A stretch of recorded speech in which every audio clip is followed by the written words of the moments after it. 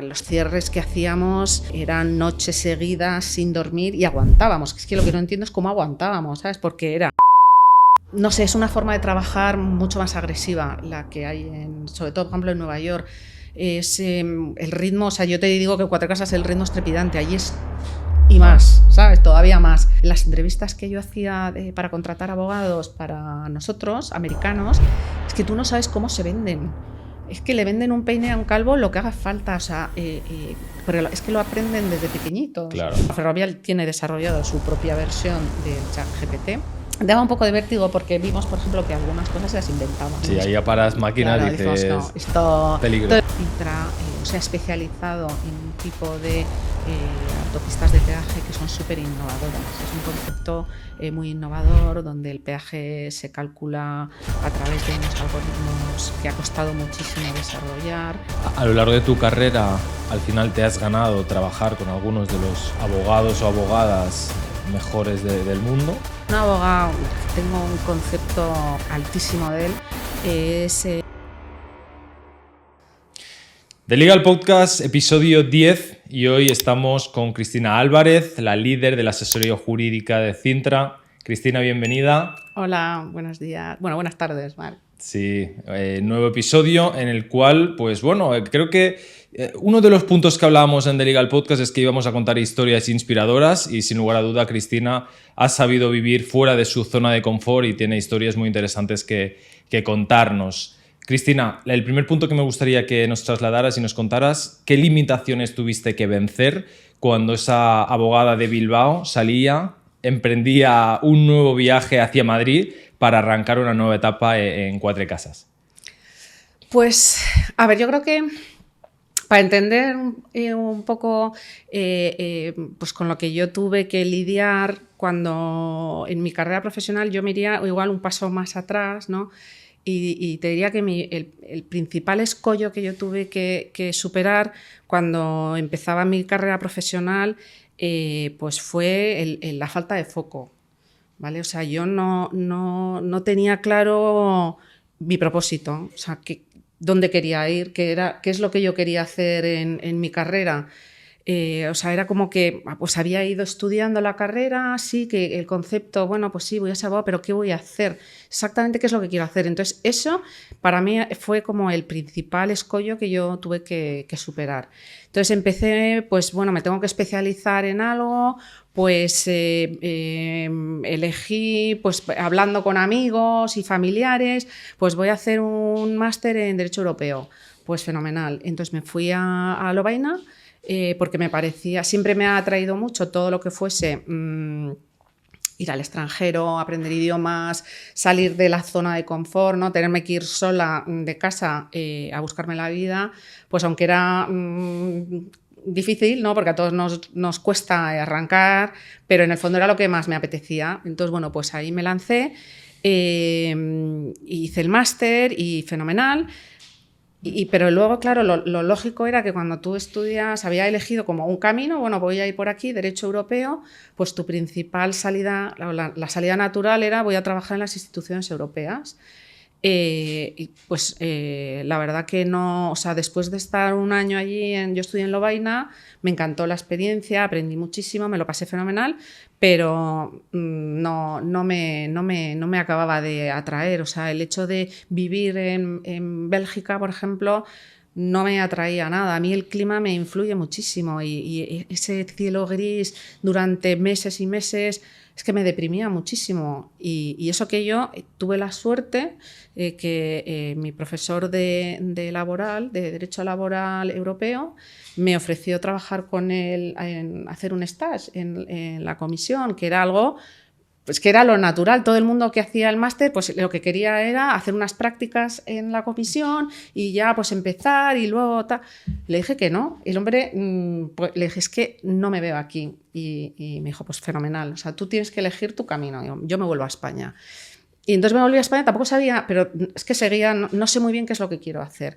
Entonces, pues lo siguiente he ido siempre como, bueno, lo que me iba llegando, ¿no? Entonces, nada más llegar, como yo había estudiado el máster con una beca del gobierno vasco, pues el gobierno vasco eligió a 3 de los becarios que había enviado o a los que había becado para estudiar en el extranjero y nos contrató como becarios en el gobierno vasco. Entonces estuve un año trabajando en la administración.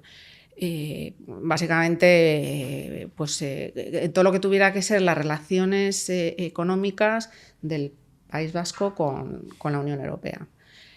Aquello no me gustó nada tampoco. O sea, yo dije, trabajar en la administración es que no, definitivamente esto no es para mí.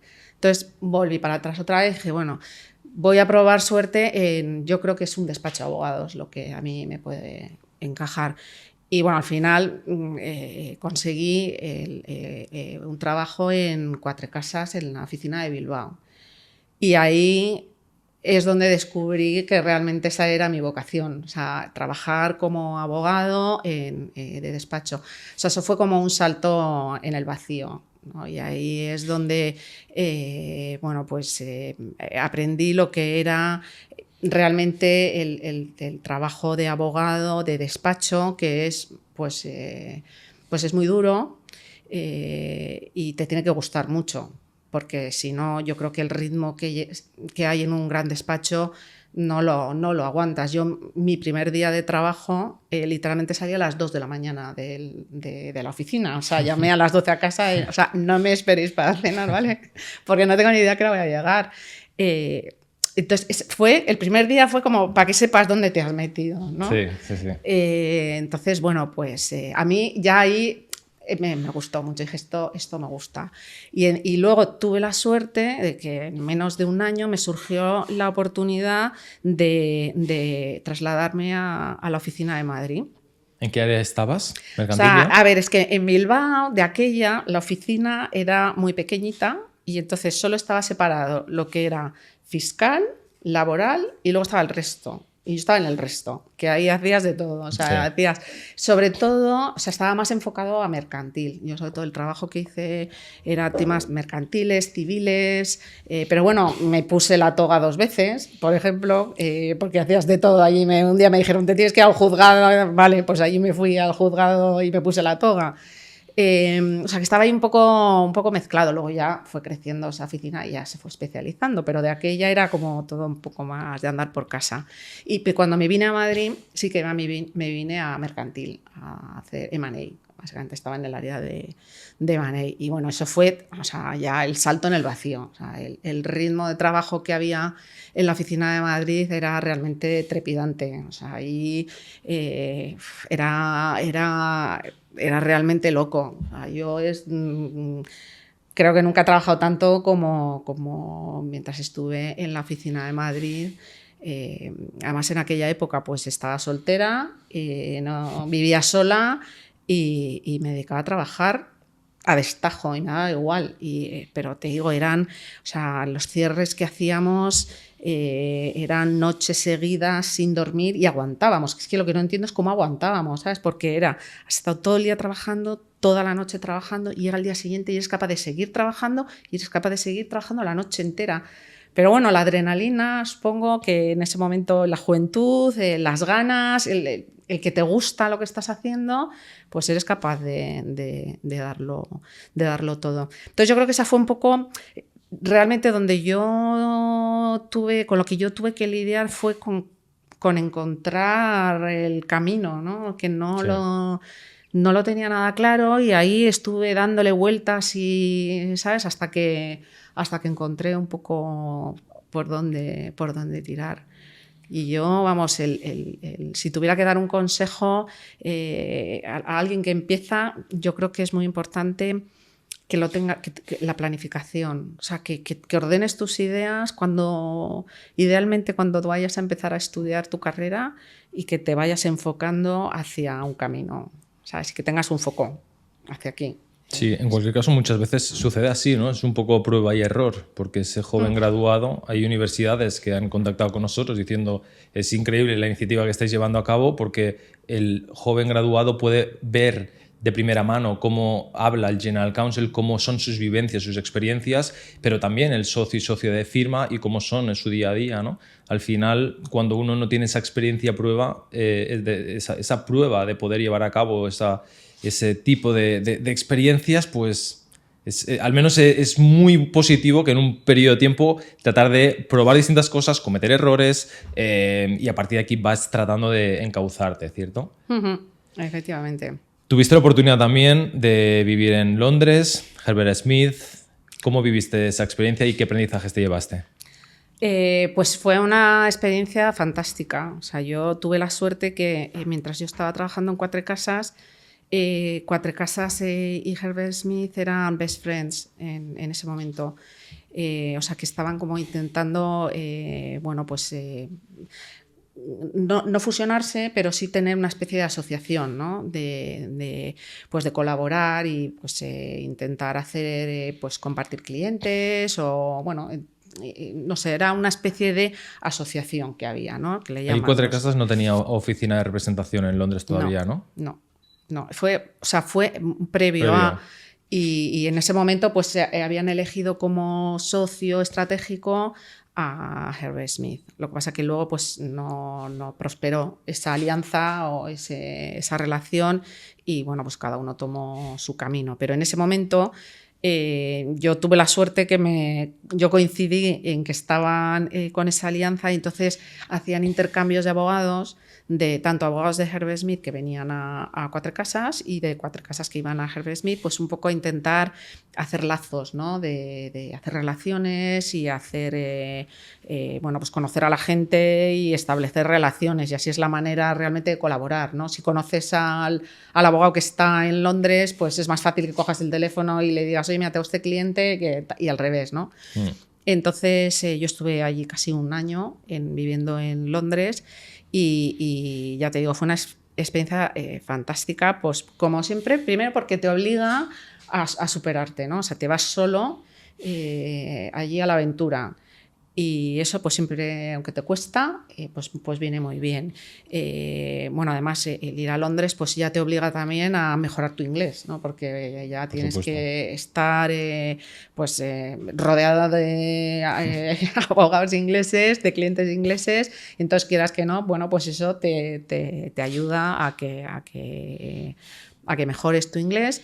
Luego conocí a abogados fantásticos, buenísimos, que todavía conservo buenos amigos de la época de Herbert Smith.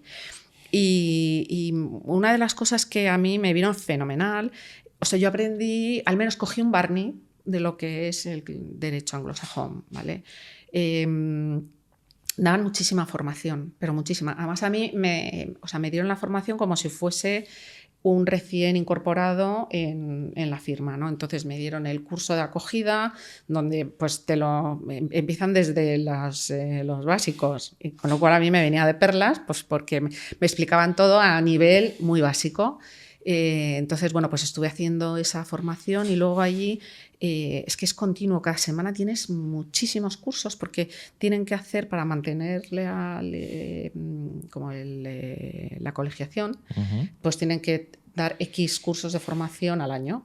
Entonces hay muchísima formación en el despacho. Entonces es que cada semana me podía apuntar a millones de cursos. Entonces yo lo que saqué, o sea, una de las cosas que me vino fenomenal, que me llevo en mi mochila, fue todos esos cursos, la cantidad de cosas que aprendí en Herbert Smith, tanto de formación técnica como luego viéndoles a ellos, pues por ejemplo, cómo trataban al cliente, todas las políticas que ellos tenían pues para pues captación de clientes, de tratar bien al cliente, de entretener al cliente, de, no sé, toda la parte, digamos, un poco más, si quieres, más comercial, que el abogado también en un despacho, pues no solo es técnico jurídico, sino que tú tienes que tener un lado comercial también de captación y facturación, ¿no? Al final. Entonces, pues eso estaba muy bien y luego pues que participé o pude intervenir en asuntos que estaban llevando allí en la oficina en Londres, a mí me parecían muy entretenidos y además es como estaba en el mundo ideal porque, bueno, como yo era la extranjera que estaba como la secondí, pues no tenía responsabilidad, ¿sabes? No era como en Cuatro Casas que, bueno, tus temas eran tus temas y tú eras responsable de tus temas. Allí, o sea, no es que no fuera responsable, pero yo no llevaba el peso del proyecto, sino que yo pues ayudaba. Y entonces, bueno, pues es una forma un poquito más relajada, ¿no? de trabajar en el despacho. Así que sí, fue una experiencia fantástica. Si hiciéramos una comparativa entre dos grandes despachos, uno británico y el otro español, dirías que esa parte de atención al cliente y de business development la tienen más pronunciada los británicos. O Sí, al menos en ese momento. al menos en ese momento, exacto. Ahora mismo tampoco no puedo opinar, pero en ese momento, o sea, no es que el despacho español no le diera importancia, pero a mí me parecía que formaban a los abogados en esa parte también, ¿sabes? Claro. O sea, no era algo que solo los socios diseñaban la estrategia, sino que estaba como... Dentro de la cultura, ¿no? Muy Exacto. integrado en la cultura. Sí, sí. Entonces, el abogado junior que entraba tenía que aprender que era igual de importante hacer un contrato estupendo como pues conseguir atraer a un cliente, tratarle bien, organizarle un evento, ¿sabes? O sea, no solo tenía que tratar bien al cliente dándole una buena legal opinion, sino que además tenía que, bueno, pues que hacer ese otro trabajo de promoción de cara, bueno, pues a mejorar su facturación, ¿no? Y la cantidad de eventos que se organizaban o sea, había unas hojas Excel con toda la cantidad de cosas que se organizaban para clientes, era una pasada, es que cada día había algún evento, cada día, y a mí me invitaban a todos, además como yo creo que era como un poco el objeto exótico en ese momento, porque era la extranjera, me invitaban a todo, me decían, Cristina, hay unas drinks con no sé quién, vente. Pues yo me iba para allá y así era todos los días. O sea, era muy importante esa parte. Yo, igual ahora, pues en los despachos en España también lo tienen más desarrollada, pero en aquel momento estaba más desarrollado allí. Luego de regreso a España y al cabo del tiempo fue un poco la entrada al grupo Ferrovial, ¿no? ¿Cómo viviste esa época? Pues challenging, fue muy retadora, pero a mí la verdad que cuando se me cruzó por el camino Cintra, que es la filial de Ferrovial que explota las concesiones de infraestructuras de transporte, ¿vale? Que yo en aquel momento no conocía muy bien quién era Cintra y tampoco era un sector que conocía bien. Por eso fue todo un reto para mí, pero el proyecto que me ofreció Cintra a mí me pareció apasionante. O sea, me ofrecieron ocuparme de la asesoría jurídica de Cintra en Estados Unidos y entonces, bueno, me pareció súper retador, pero apasionante. Y por todo, o sea, me parecía que era realmente un reto donde iba a tener que sacar lo mejor de mí, pues porque de repente iba a tener que trabajar en una jurisdicción que yo no conocía y yo no estaba acostumbrada. Yo siempre había trabajado en jurisdicción española porque yo soy abogado español. Entonces, de repente que me digan, no, tú te vas a encargar de una jurisdicción extranjera, que no pasa nada, la puedes llevar. Aunque vas a necesitar abogados locales que te ayuden, pero tú puedes ser la responsable de ese área, aunque tú no seas abogada americana. Entonces, bueno, me pareció muy divertido de entrada, aunque me parecía, bueno, pues que iba a ser un reto. Y además, bueno, pues Cintra en ese momento ya estaba empezando a consolidar el negocio que tenía en Estados Unidos. Le habían adjudicado un contrato muy grande para desarrollar un corredor de infraestructuras en Texas. Entonces, bueno, pues ya realmente aquello estaba tomando dimensión. Entonces, bueno, pues mi labor era montar, o sea, había un pequeño equipo, pero bueno, se necesitaba pues ajustar el equipo al negocio que se estaba ya desarrollando en Estados Unidos. Entonces, bueno, pues nada, me uní al equipo sin dudarlo Y al principio la posición era muy dura porque estaba basada en Madrid. ¿Vale? Y durante casi 4 años yo llevaba la asesoría jurídica de Estados Unidos, pero desde Madrid. Entonces, realmente yo iba a la oficina como los demás, a las 9 de la mañana estaba, pues porque mi jefe estaba en Madrid, o sea, quien yo reportaba estaba en Madrid, con lo cual, bueno, pues yo también tenía que atender a mi jefe y a los otros reportes que tenía en Madrid, pero realmente mis clientes estaban en Estados Unidos, además estaban en Texas, que son 7 horas de diferencia, van 7 horas por detrás. Entonces, a mí realmente el follón de trabajo empezaba a las 4 de la tarde, ya me empezaban a llamar, empezaba con las llamadas y claro, aquello se iba alargando y yo lo normal es que no salía nunca de la oficina antes de las 11 de la noche, pero es que era imposible. Y llegaba a mi casa a las 11 de la noche y me seguían llamando 2, 3 de la mañana y yo seguía el teléfono. Entonces era muy complicado. Además, a veces me metía en reuniones, llamadas de aquella, no, lo del Teams todavía no estaba, no era una opción. Y claro, es que cuando todo el mundo está en una sala y tú eres la única que está al teléfono, es muy difícil. Pues porque se ponen a hablar, se ponen a contar chistes y tú estás mirando el reloj de es la 1 de la mañana, por favor, o sea, abreviad que yo me quiero ir a la cama ya. Entonces, esa parte, esos años fueron, yo te diría, los más duros. Por todo, ¿no? Primero porque justamente, mira que cuando trabajas en un despacho tocas un montón de palos, o sea, cada día tienes un cliente distinto y siempre dicen que el abogado se levanta sin tener ni idea de un sector y se acuesta siendo un experto, ¿no? O sea, pues porque te tienes que meter y pues hoy estás en telecomunicaciones, al día siguiente haces algo de energía, distribución, o sea, había tocado un montón de palos, pero nunca había hecho un proyecto de infraestructuras de transporte, con lo cual me tenía que poner al día e entender cómo funcionaban estos proyectos, dónde apretaba el zapato en las concesiones, o sea, fue un reto, yo te diría, sobre todo el primer año, fue durísimo. Fue durísimo por todo, ¿no? O sea, entre que haces un cambio importante, con muchísima responsabilidad y donde tienes que partes de cero. O sea, y en estos horarios horribles que te digo, si no estaba desde mi casa a las 2 de la mañana, estaba metida en un avión volando a Texas para tener una reunión con TexDOT o con los socios, en fin. Fue una época muy divertida, apasionante, pero muy dura.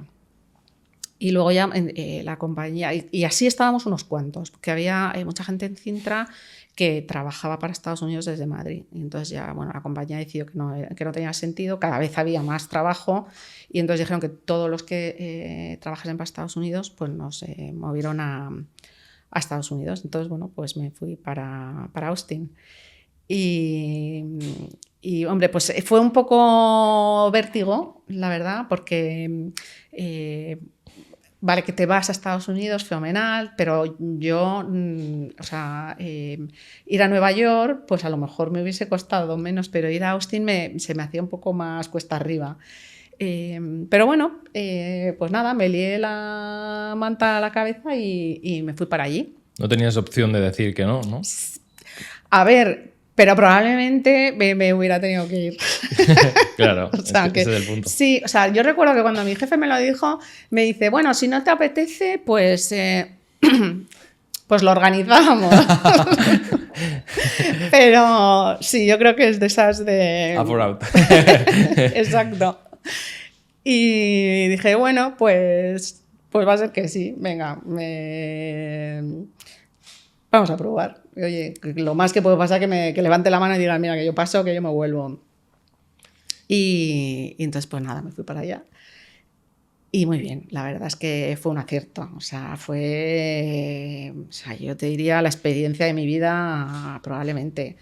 O sea, claro, porque ya habías tenido la oportunidad de trabajar con firma británica, ahora ya era trabajar con firma americana. uh-huh. ¿Cómo fue esa parte de contratación de valorar también el nivel, porque al final cuando te reúnes con gente, abogados que están en Miami o que han trabajado en Estados Unidos, siempre te hablan del altísimo nivel que hay a nivel de la abogacía española, es decir, al nivel de top de Estados Unidos también, ¿no?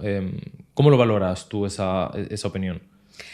Pues mira, yo la verdad es que fue una suerte el poder trabajar con abogados de verdad de una talla técnica y humana excepcional. O sea, es una suerte en Nueva York, bueno, en Estados Unidos en general, pero especialmente están concentrados en Nueva York.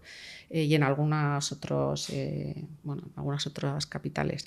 Pero sobre todo en Nueva York yo te diría que yo he tenido contacto con abogados buenísimos. O sea, en España igual, por supuesto, que abogados buenísimos. Pero no sé, es una forma de trabajar mucho más agresiva la que hay sobre todo, por ejemplo, en Nueva York. Es el ritmo, o sea, yo te digo que en Cuatro Casas el ritmo es trepidante, allí es y más, ¿sabes? Todavía más. Está, o sea, el despacho presiona muchísimo más al abogado para que saque lo mejor de sí, para que facture, para que sea súper comercial, para que sea... además es que va en la cultura americana. Yo luego lo he visto, por ejemplo, en las entrevistas que yo hacía para contratar abogados para nosotros, americanos, es que tú no sabes cómo se venden.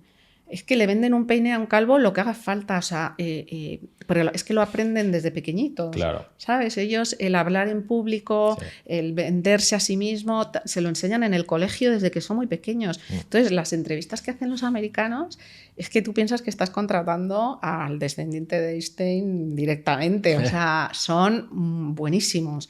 Y así en su trabajo, ¿sabes? En su trabajo esa parte de, ¿sabes?, comercial la tienen más desarrollada. O sea, no digo que la parte técnica, aquí tienes unos abogados, vamos, fantásticos, pero esa parte comercial yo la he visto como más agresiva, mucho más agresiva en los despachos americanos.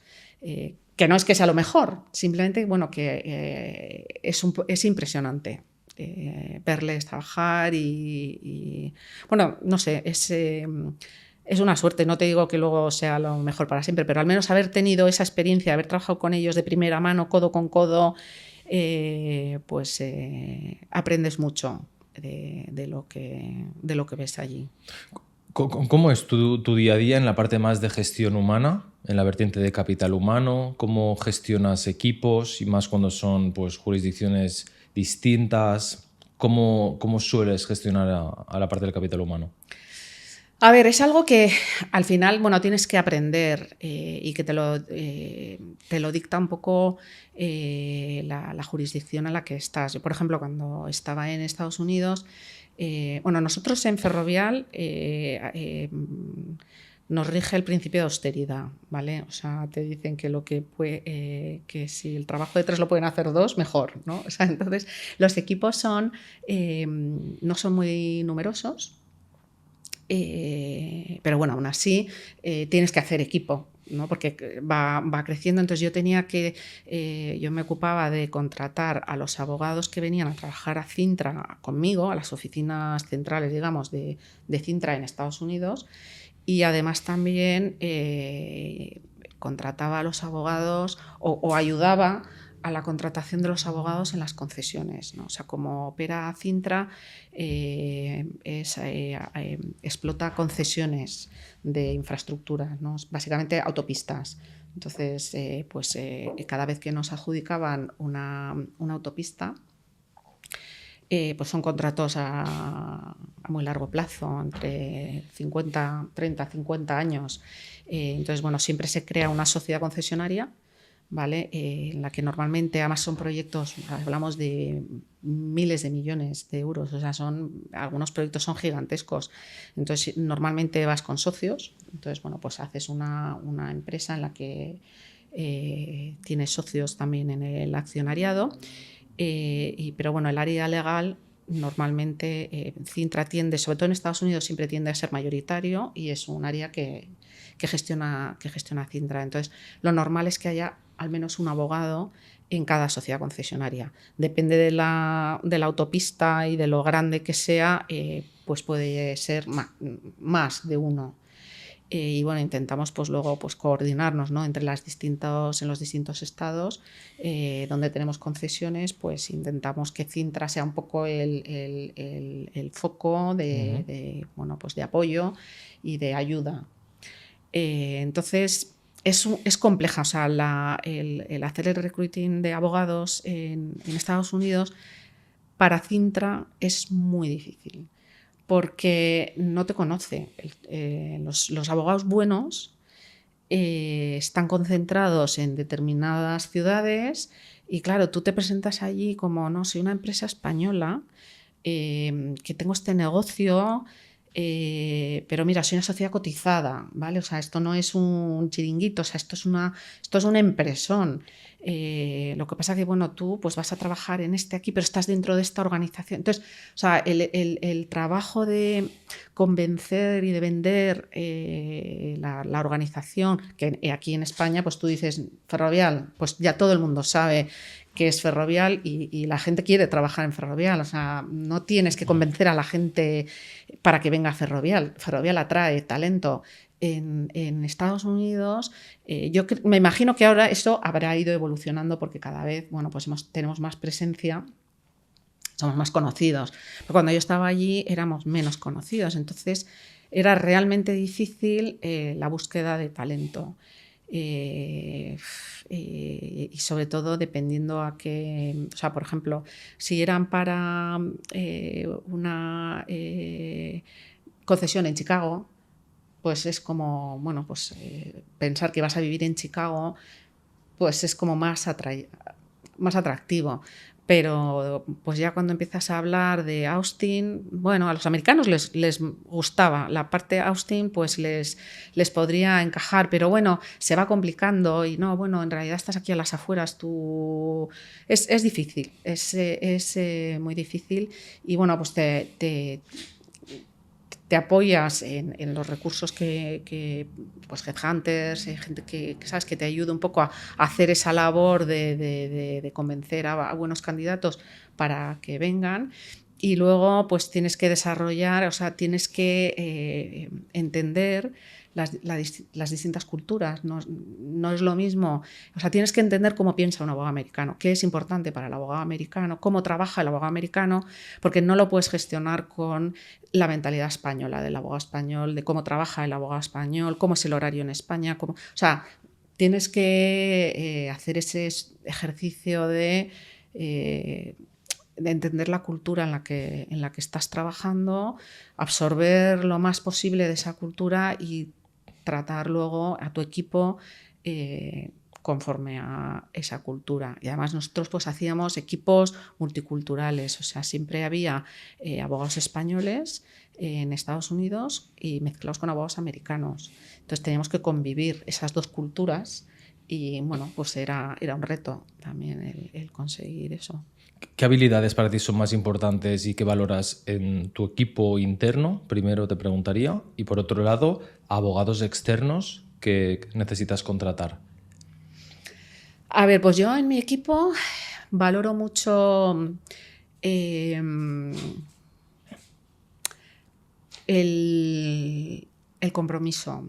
O sea, el que el abogado esté comprometido con la compañía, con el trabajo que está haciendo y que esté dispuesto a dar ¿no? esa milla extra si un día hace falta, que no te digo que sea para que siempre vas a tener que estar dando, pero es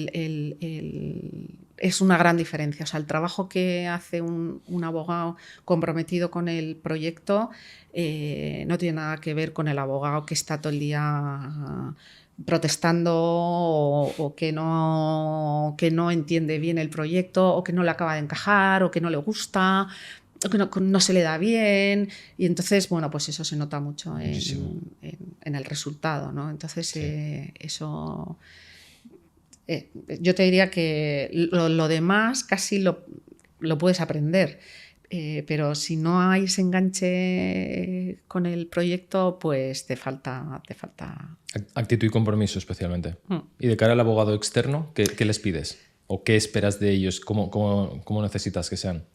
Pues mira, yo muy parecido. O sea, algo que valoro muchísimo en el abogado externo es el compromiso contigo. Es decir, que asuman que tú eres su cliente y te quieran como cliente, ¿sabes? Te mimen como cliente. O sea, no se limiten a hacer lo que consideran que es su trabajo, sino que también estén dispuestos a comprometerse contigo, a dar, a ser proactivos, a que estén pendientes o sea, que el deal que tú les has dado, que sea como su hijito también, ¿sabes? Y que lo vean como propio y que den todo por todo, entiéndeme, o sea, que tengan ese compromiso con el proyecto que están haciendo con nosotros. Y, hombre, si estamos con socios, por ejemplo, pues siempre se agradece que te mimen más que los otros. Claro. ¿Sabes? Ahí se nota mucho o sea, cuando hay varios socios y contratas un despacho que tiene más relación con otro socio, y se nota un montón. Y eso es lo que yo entiendo que para los abogados es complicado. Dar gusto cuando hay un consorcio, dar gusto a todos, pues es complicado, pero yo creo que tienen que hacer ese esfuerzo de, oye, aquí hay que mimar a todos y no puedo dejar que uno se sienta desplazado o que no se sienta bien tratado, porque no van a repetir. Y eso ha pasado muchas veces. Vamos, muchas veces, algunas veces. ¿Y para qué tipo de asuntos sueles externalizar más a despachos? Normalmente en las licitaciones. Nosotros cuando... o sea, el negocio básico o el trabajo que yo desarrollo es o nuevos proyectos o gestión de activos. Entonces, en la gestión de activos es lo que más se hace in-house, bien con los abogados españoles o bien con los abogados, yo ahora por ejemplo en Europa, ahora te hablo de Europa, pues con los abogados que están en las distintas jurisdicciones, lo que es la gestión del activo. Y hombre, el abogado externo vas para casos un poco excepcionales, o si pasa algo raro, por ejemplo, vas a tener un litigio, bueno, pues un litigio que pueda tener impacto en el accionista, que es el que a mí me llega, pues ahí eso también lo solemos externalizar con abogados externos.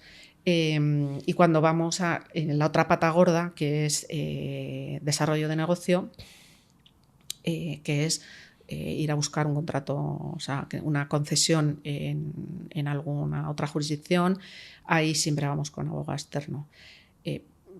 Principalmente porque normalmente licitamos en consorcio, entonces ahí o sea, no lo puede hacer una asesoría jurídica trabajar por todo el consorcio, entonces pues el consorcio contrata a un despacho de abogados. Entonces eso siempre, o sea, las licitaciones siempre vamos con abogados externos, y luego pues en la gestión del día a día depende.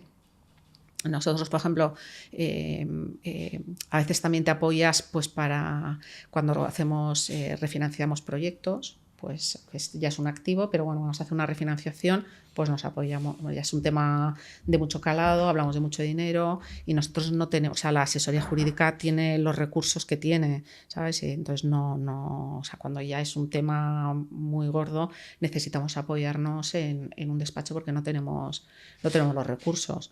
O lo mismo un pleito, un arbitraje, igual no tenemos los recursos para poderlo llevar nosotros solos, entonces nos apoyamos. Y luego pues a veces día a día también pues, oye, necesitamos una segunda opinión, pues acudimos a un despacho de abogados y les pedimos ayuda. Y, oye, estamos aquí en una encrucijada, no sabemos muy bien, ¿tú qué opinas sobre este tema? Pues también nos apoyamos en el despacho, porque bueno, pues internamente muchas veces te lo piden también, ¿no? O sea, quieren tener una opinión de un abogado externo, un poco pues a veces para tomar determinadas decisiones un poco complicadas, pues siempre viene bien tener esa segunda opinión.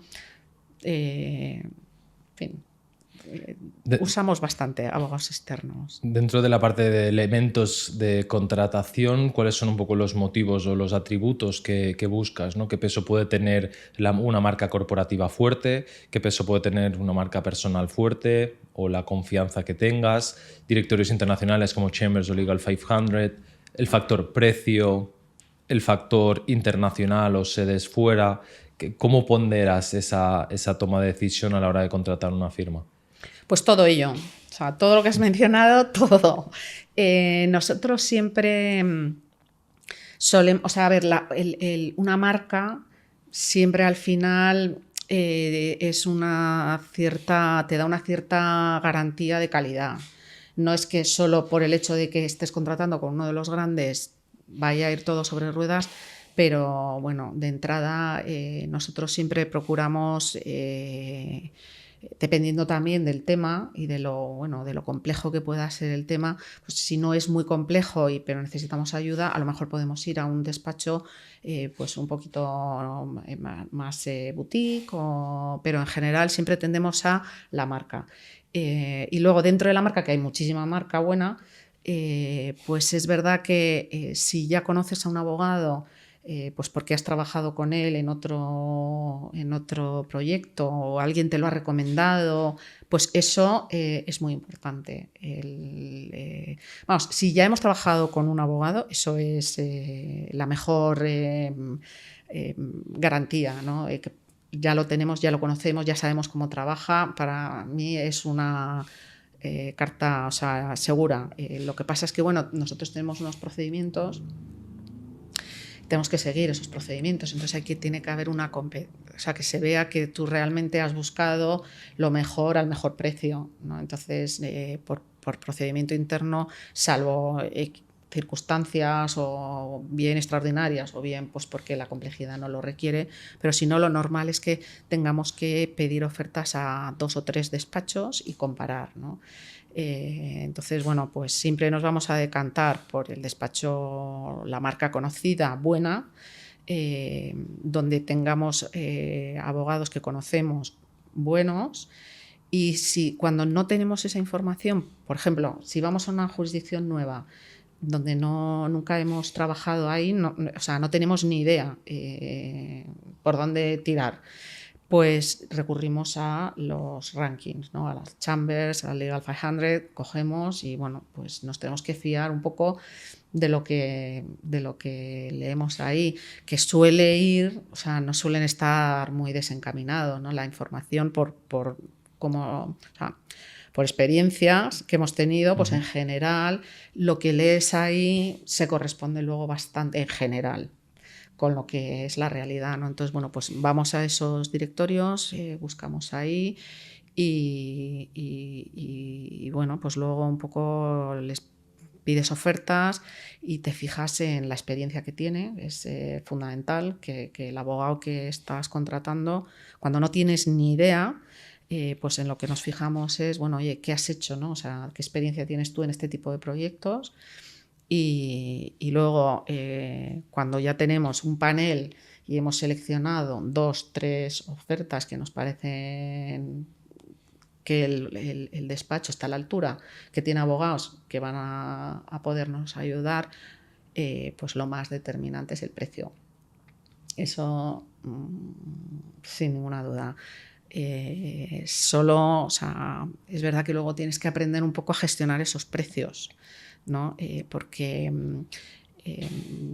hay despachos que hacen unas ofertas temerarias, te diría, ¿sabes? Para intentar llevarse el deal y eso te complica luego muchísimo la vida porque no es realista. Te genera desconfianza, ¿no?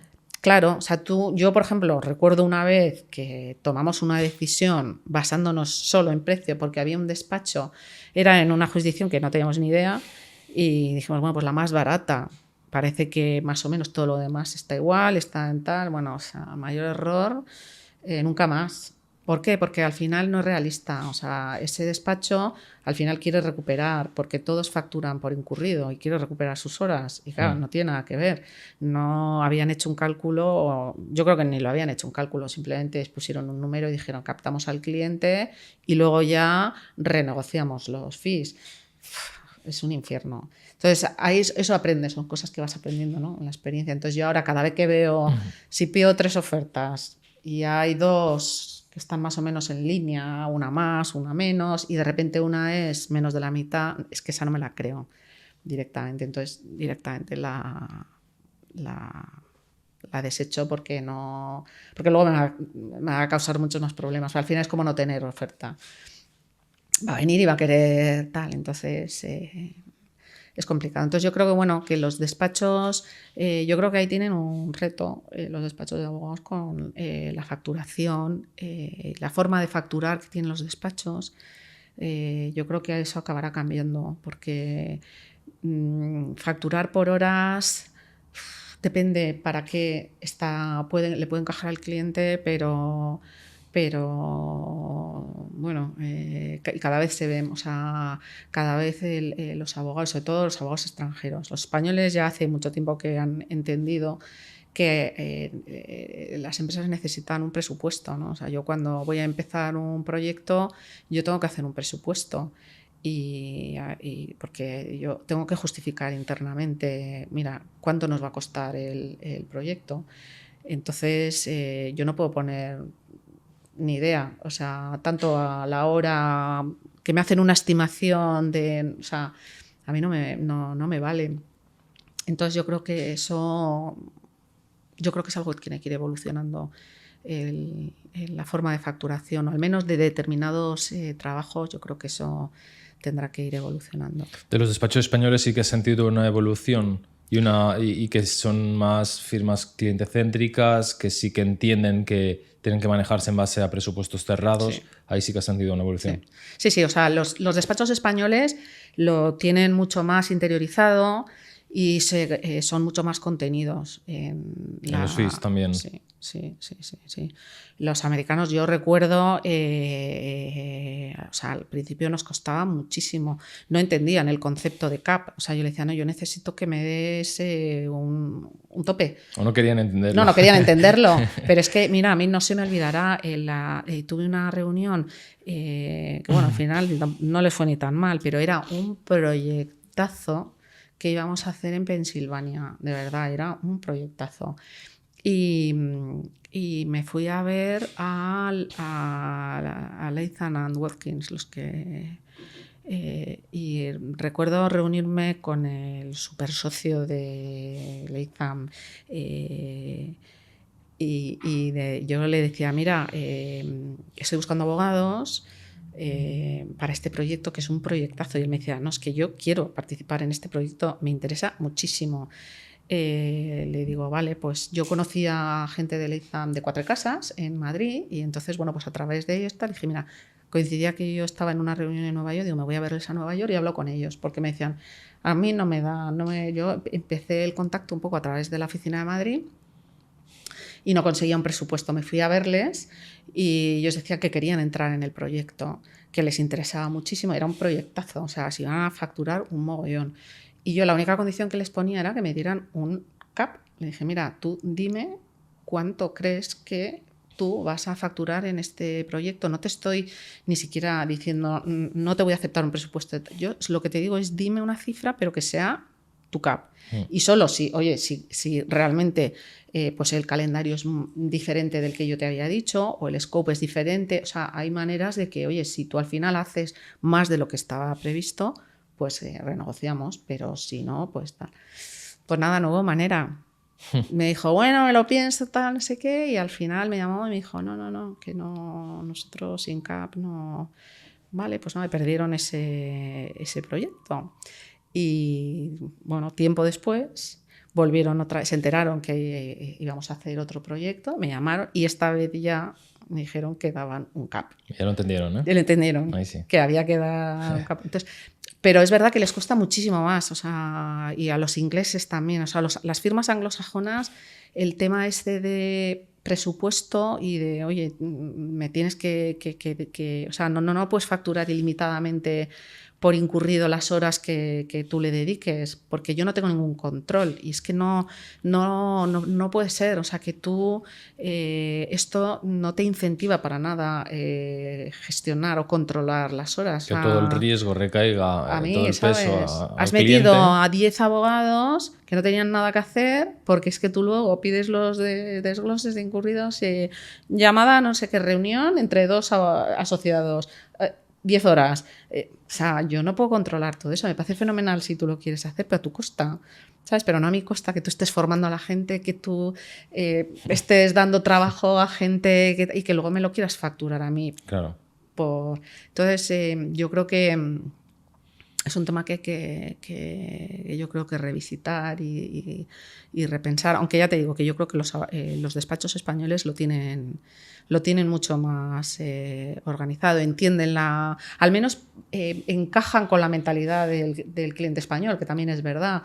El cliente americano a lo mejor no está como está el cliente español, pero yo te diría que yo creo que las empresas americanas al final estarían más alineadas con nosotros que con la forma en que les facturan los abogados americanos. A lo largo de tu carrera, al final te has ganado trabajar con algunos de los abogados o abogadas mejores del mundo, porque al final la suerte no existe, al final es algo que te has ganado por ser valiente y por tu trayectoria espectacular que has tenido. Si tuvieras que elegir a tres, ¿a qué tres abogados consideras que admiras más? Pregunta difícil, ¿eh? Porque he trabajado con gente espectacular. Es súper difícil coger solo tres, pero bueno, yo te diría un abogado del que tengo un concepto altísimo de él, es un abogado americano, es Tomer Pinkushevich, que es un socio del despacho ahora está en Gibson Dunn. Él es el responsable de financiación de proyectos. Yo creo que él lleva infraestructuras y energía, un poco, no sé muy bien ahora, porque ya le he perdido un poco la pista. Hace tiempo que ya no trabajo con Tomer, pero vamos, los años que yo estuve trabajando en Estados Unidos es que fue un lujo trabajar con él. O sea, es un abogado brillantísimo. O sea, además de tener una formación técnica muy profunda, sabe mucho derecho, conoce muy bien su negociado, es un tío listísimo, es que pilla las cosas al vuelo, es que le estás cogiendo el problema y antes de que acabes él ya ha vuelto, ¿sabes? Ya te ha vuelto con la solución. O sea, tiene una cabeza privilegiada. Y luego es un tío muy simpático, muy simpático. Es muy fácil, hace muy fácil trabajar con él y es muy comercial. Tiene muy claro lo que es cuidar al cliente, mimar al cliente, ponerse en los zapatos del cliente y buscar soluciones para el cliente. O sea, es un abogado claramente proyecto, ¿sabes? No es el típico abogado que también te encuentras que te busca todos los problemas con los que se le puedan ocurrir, ¿sabes? Que cuando le haces una consulta te dice, no, mira, esto tiene todo este problema. Este hombre te busca todos esos problemas, pero te da con todas estas soluciones, ¿sabes? Entonces es que es una maravilla, o sea, estás en sus manos, es una gozada. Y luego además es un tío que siendo socio de un despacho se mimetiza, o sea, con el abogado in-house. Él piensa como pensamos nosotros. Él sabe que en realidad su cliente es el abogado in-house e intenta ayudarnos. Entonces él intenta ponerse en mis zapatos, en cuáles son los problemas que yo tengo internamente y él me los intenta solucionar. Entonces es que es una gozada. Brutal. Es brutal, o sea, de hecho, yo le conocí a Tomer cuando ya trabajaba con Cintra, no lo descubrí yo, o sea, a mí él ya trabajaba con Cintra y él de aquella estaba trabajando en White & Case.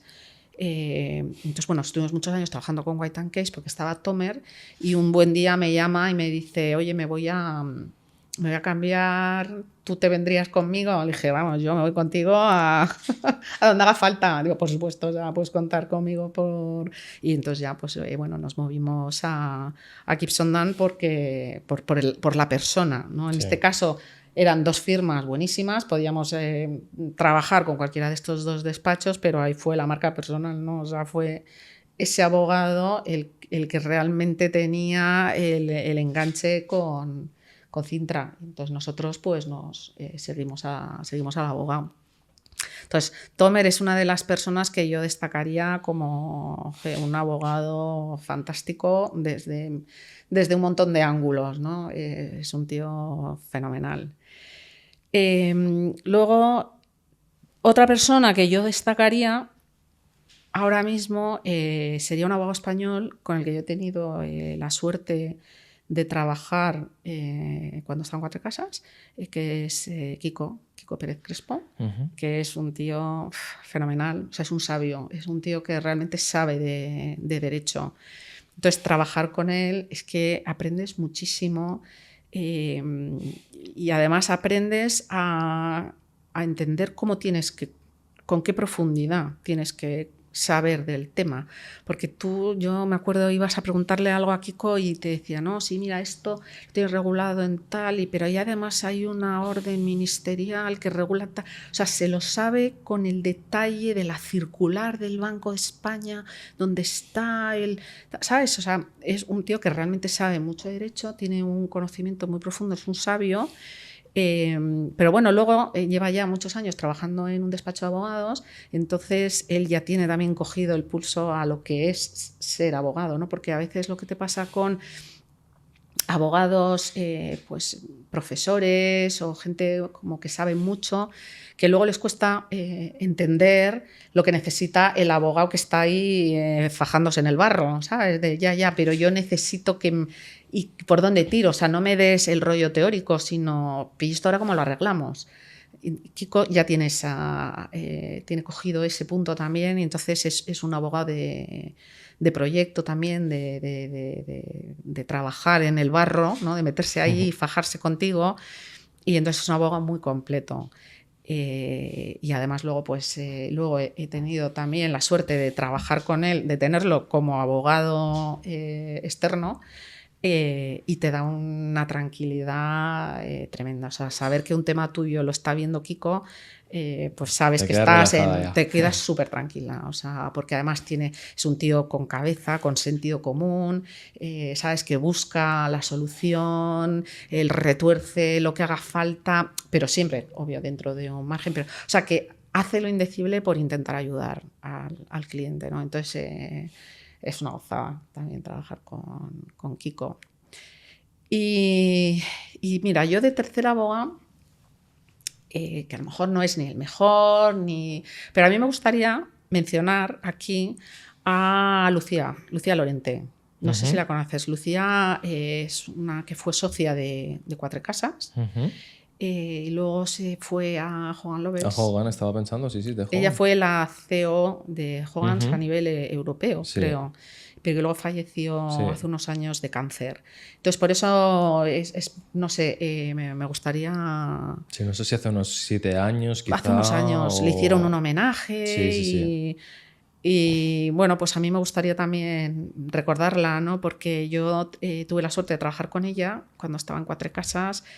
Y fue una experiencia estupenda también trabajar con Lucía. Aparte de jefa, fue amiga mía y trabajé con ella fenomenal. No mucho tiempo, porque yo trabajé con Lucía poco antes de que luego ya ella se marchase a Hogan Lovells, pero estuvimos igual como 2 años así trabajando juntas. Y fue, oye, una experiencia fenomenal. Y con ella, o sea, pues vivimos lo que es el trabajo, lo que tiene que sufrir el abogado de despacho. Yo recuerdo una operación que hice con ella, que la llevábamos en Madrid, pero la cerrábamos en Barcelona. Entonces nos tuvimos que ir ella y yo a cerrar la operación a la oficina de Barcelona en agosto. ¿Vale? No había nadie en la oficina, o sea, había por la mañana cuando llegamos había gente, pero luego ahí no sé, a partir de no sé qué hora, pues se marchaba todo el mundo y nos quedábamos ella y yo en la oficina de Barcelona, que nosotros tampoco la conocíamos muy bien. Entonces recuerdo que llegamos a Barcelona, nos fuimos al hotel y colgamos la ropa de la que nos íbamos a poner a la firma que teníamos al día siguiente para ir a la firma y tal, pues no, colgamos la ropa y nos fuimos al despacho. Nos pusimos a trabajar, bueno, por supuesto nos liamos, estuvimos trabajando toda la noche mano a mano y las dos, y nos pasaba de todo, porque de repente se apagaban las luces de la oficina y no teníamos ni idea de dónde estaba el botón que volvía a encender las luces. Nos caíamos por las sillas. Bueno, tuvimos que montar ahí una hasta que al final encontramos un botón, pero que había que ir a darle tenía un temporizador. Entonces teníamos que abrir un pasillo, que entrase la luz de fuera para verlo y llegar, y cada vez que se saltaba, volverle a dar al botón. Bueno, fue como, nos pasó de todo. Pero bueno, pues esta es nuestra vida. Ahí estuvimos, trabajamos, nos fuimos a la firma con lo que habíamos llevado después de estar trabajando todo el día. Al menos la operación salió fenomenal, cerramos todo muy bien, nos fuimos al hotel a recoger la ropa y meterla en la maleta, irnos al aeropuerto. Y fue gracioso también porque, bueno, es que empezábamos, era agosto, o sea, era como la primera semana de agosto, y las dos empezábamos, era nuestro último día y ya nos íbamos de vacaciones, con lo cual estábamos deseando llegar a Madrid. Yo al día siguiente me cogía un avión, me iba a Santander y ella se iba a no sé dónde también. Bueno, ya por fin nos metemos en el avión y bueno, lo primero, qué bien, nos toca al lado este actor Eduardo Noriega. Y le digo, mira qué suerte tenemos, que vamos a acabar la operación esta aquí fenomenal, con Eduardo aquí al lado nuestro y tal. Bueno, muy bien, va todo fenomenal y de repente resulta que a un tipo se le había ocurrido ir a fumar al baño. Y entonces se salta la alarma de incendio, no sé qué, y nos dicen que se activa el protocolo de incendios del avión y no sé qué. Bueno, mira, tú no sabes la liada que fue aquello. O sea, nos hicieron aterrizar en, no sé, lejísimos de la terminal y nos dicen, bueno, ahora tenemos que esperar a que vengan los bomberos, el no sé qué. Nos dicen, bueno, se ha activado el protocolo este de incendio. Ya sabemos que no hay un incendio, que es porque había un señor que está fumando, o sea, ya sabemos que no hay un fuego, pero tenemos que hacer el protocolo. Y nos dicen, pero bueno, lo vamos a hacer a medias, o sea, no vamos a sacar las rampas estas. No hace falta. Entonces, no, ¿sabes? Era todo como, pero sí, pero no. Bueno, nos tuvieron horas ahí esperando. Entonces, con todo el cansancio que llevábamos, que lo único que queríamos era como ya por fin llegar a Madrid, hacer la maleta y marcharnos de vacaciones, acabamos llegando y que no habíamos dormido en toda la noche. Nosotros dos habíamos estado ahí trabajando sin parar. Pues 12 de la noche, yo creo que acabamos llegando. Llega a las 12 de la noche, ponte a hacer la maleta para ir y tal. Bueno, oye, esto era un poco pues nuestra vida en el despacho, ¿no? Y bueno, pues yo tuve la suerte de trabajar con Lucía y pues mira, me gustaría recordarla porque fue una gran compañera. Sí, muy bonito, muy bonito. Para cerrar, Cristina, digamos, ¿qué es un poco lo que viene de aquí en adelante, ¿no? Más allá de la fantástica Gala Nacional del Derecho, que celebraremos finales de noviembre, que ahí estamos trabajándolo, pero ¿qué esperas, digamos, del 2024? ¿Qué esperas de los próximos meses? ¿Qué retos tienes en mente también? Cuéntanos un poco tus ideas. Bueno, pues a ver, mis retos es conseguir nuevos proyectos para Europa, que son realmente un reto, ¿no? Porque ahora mismo es una pena, pero nuestro sector no está muy en su momento más boyante en Europa. En Estados Unidos sí, los americanos lo ven más claro, que necesitan invertir en sus carreteras y están invirtiendo. Y ven que la forma de sacar los recursos es colaborando con la empresa privada, porque hablamos de cientos de miles de millones de dólares para poder mantener o desarrollar la red de carreteras en Estados Unidos, ¿no? Entonces, en Estados Unidos, Cintra tiene, digamos que el foco es Estados Unidos. ¿Por qué? Porque ahí salen muchos proyectos. Pero está con un ojo también puesto en Europa, obviamente, y bueno, en general también en otros países, ¿no? Como puede ser en Latinoamérica o en Australia. O sea, está con ojos puestos en todas partes. Entonces yo, el que a mí me toca, que es Europa, pues tiene un ojo puesto en Europa. No podemos obviar que somos al final una empresa europea. Y lo que pasa que bueno, es complicado que las administraciones públicas pues saquen este tipo de proyectos, ¿no?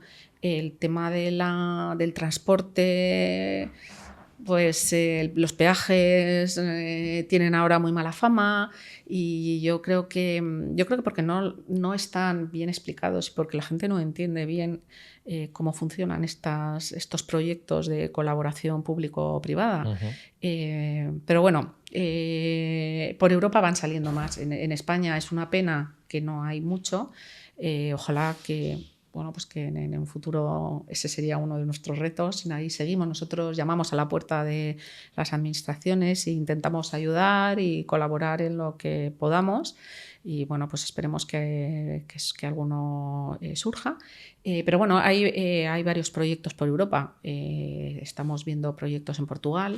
Que bueno, pues esperemos que fructifiquen y que consigamos pues algún proyecto nuevo en Portugal.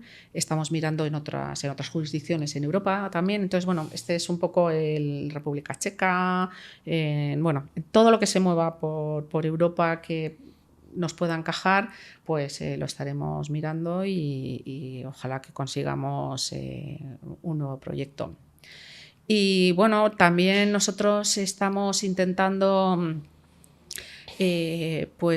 mejorar o de alguna manera la forma de trabajar que tenemos los abogados en la asesoría jurídica. Y para eso, pues, a ver, todo Ferrovial en general está convencido o apuesta de manera muy importante por la innovación, ¿vale? Y de hecho, Cintra ha desarrollado una manera o se ha especializado en un tipo de autopistas de peaje que son súper innovadoras, ¿vale? Lo que pasa es que son proyectos que ahora mismo solo existen en Estados Unidos, pero que es un concepto muy innovador donde el peaje se calcula a través de unos algoritmos que ha costado muchísimo desarrollar en colaboración con universidades americanas y bueno, que se consigue lo que es el peaje dinámico, ¿no? O sea, que a ti es cada minuto va variando en función de la demanda. Y bueno, pues al igual que hay esa cultura innovadora en Ferrovial, pues dentro de cada departamento, y en nuestro caso en la asesoría jurídica, pues nosotros estamos también ahí intentando pues optimizar nuestros recursos y apoyándonos en las nuevas tecnologías. Entonces, no tenemos todavía nada tangible que nos esté ayudando, pero hay una clara apuesta por eso. Estamos... Por tecnología, inteligencia artificial y por todos los avances que están surgiendo. Sí. Nosotros estamos súper pendientes de lo que hay en el mercado y hemos hecho varias pruebas piloto con distintos proveedores de herramientas que nos puedan ayudar. No nos ha acabado de... O sea, hicimos un piloto de unos cuantos meses pues con un proveedor y al final no nos acababa de encajar. Yo creo que no estaba todavía en el punto que para nosotros era útil.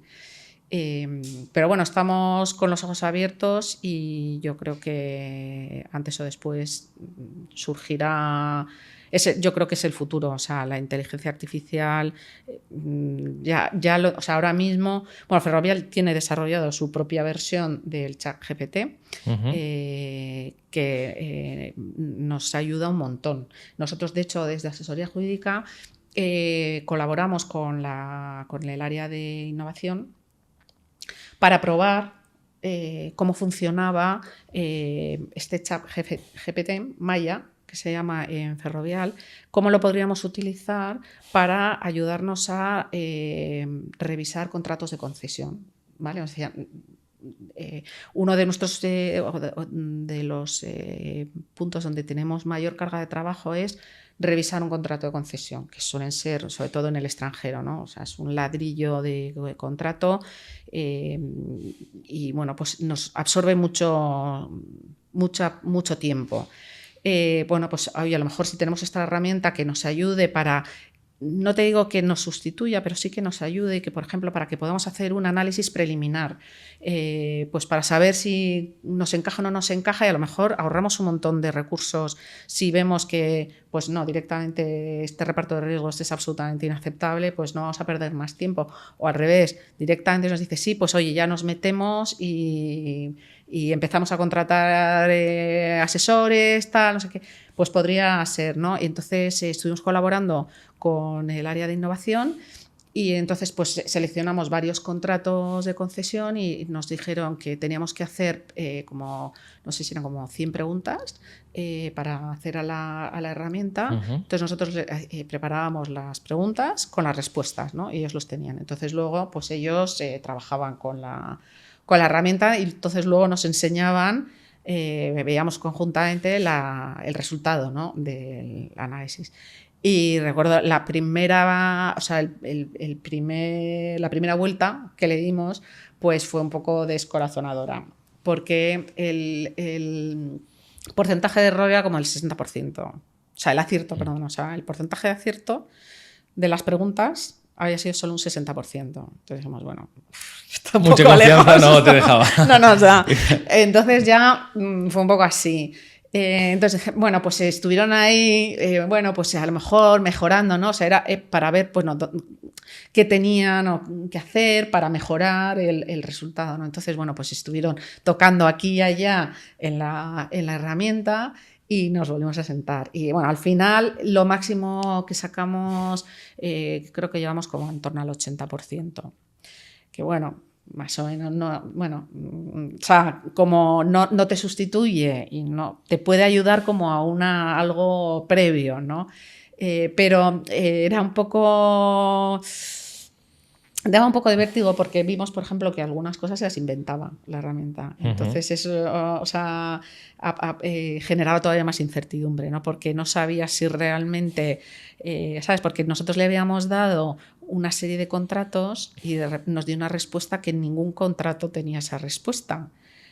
Pero ella, o sea, bueno, es inteligente o no sé, como no encontraba la respuesta que no debía estar expresado de la manera en que entendía que debía responder, pues se fue a otro contrato que tenía en su base de datos, ¿sabes? Entonces buscó un contrato que no era sobre los que estábamos haciendo el trabajo y nos dio la respuesta de otro contrato.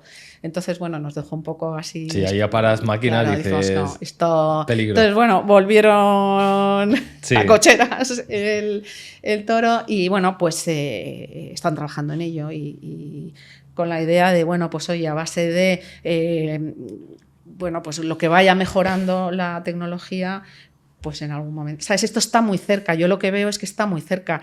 Y si conseguimos que ese margen de error se reduzca mucho, es que es fenomenal, porque esas respuestas nos las daba en minutos. O sea, minutos. Sí. Lo que a nosotros nos llevaba horas y horas y horas de trabajo, la herramienta daba la respuesta en cuestión de minutos, media hora como mucho. Había revisado algo que nosotros podemos estar días. O sea que yo creo que va a llegar en algún momento y no digo que nos vaya a sustituir, pero sí que el apoyo ese que necesitamos y que nos va a ayudar a que nosotros nos concentremos en cosas donde realmente igual podemos aportar más valor, pues yo creo que va a ser muy útil para nosotros, para nuestro trabajo. Y no me cabe duda que proveedores del sector legal de inteligencia artificial te contactarán sabiendo que hay ese punto de dolor encima de la mesa. Sí, así continuamente. Pero a ver, si tienen una herramienta que realmente funciona, encantados, ¿sabes? Lo que pasa es que, claro, tienen que entender qué necesidades tiene un abogado in-house, que no son las mismas que tiene un abogado de despacho. Yo no hago due diligence así. Entonces, son herramientas que a un despacho le pueden venir fenomenal, o herramientas de facturación. Es que yo no uso, yo tengo otro. O sea, no. Entonces, yo creo que ellos también tienen que aprender qué necesita un abogado de empresa para venir y presentarte la herramienta que te pueda encajar. Absolutamente. Cristina, espectacular podcast. Muchas gracias por compartir este tiempo con nosotros y mil gracias, como siempre. Nada, gracias a vosotros por invitarme aquí. Gracias, seguimos. Gracias, encantada.